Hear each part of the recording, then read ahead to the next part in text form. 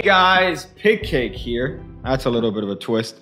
So in today's video, I wanted to address a couple of the points that are about YouTube Magic and the direction of where it's going. It's a little bit more of a serious video, so if you guys want the usual memes and the humor and all the fun stuff, you should wait until the next video. So recently, there's been a discussion on Magic as to the general consensus being a little bit negative about the emergence of Magic on YouTube. The notion that teaching Magic on a free platform like YouTube is exposing it to lay people and therefore harming the art more than it does good.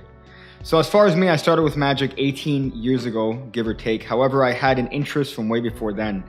I read books and I bought videos, and I wanted to study as much as I possibly could, not only about the tricks, but about the magicians themselves. I came up during a time period where VHS tapes were a thing and DVDs were just coming up. There weren't a lot of online stores available, and the ones that were available were pretty much lacking in terms of quality and services. So even though you had a couple ones attempting it, it really wasn't that good, especially because they all looked like, well, Angel Fire and Geosites websites. However, with the prevalence of DVDs becoming more available in the Magic community, that had echoes of the same arguments that we hear today. The availability of knowledge is going to harm the art and lead to its ultimate demise. Anyone could go online and buy whatever trick they want. Now, of course, today, everyone has Google available on their phones and has the ability to easily search up a trick that will lead them right to a YouTube video or even a website selling the trick itself. This, of course, leads to the opinion that it's going to kill Magic or severely harm the industry and the art form. Not to expose myself too much, but there's an industry that parallels Magic both in secrecy and art form, and that is professional wrestling.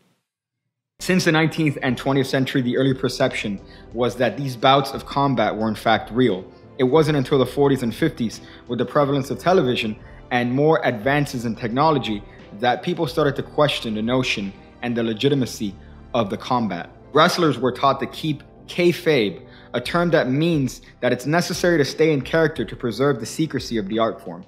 The 70s, 80s, and 90s, leading on to today, led to the widespread knowledge that the matches were in fact predetermined and that wrestling was exposed to the masses as being fake. Today, WWE, which is one of the prevalent wrestling companies in the world, stands as a multi-billion-dollar industry and no shortage of fans attending their shows on a weekly basis. The industry has experienced widespread popularity because of platforms like YouTube being available, so that people in countries that usually would not be able to go to a show live would still be able to watch any show they want. Not to talk about wrestling too much, but you can see its parallels with Magic. Both have roots in Carney and have similar histories.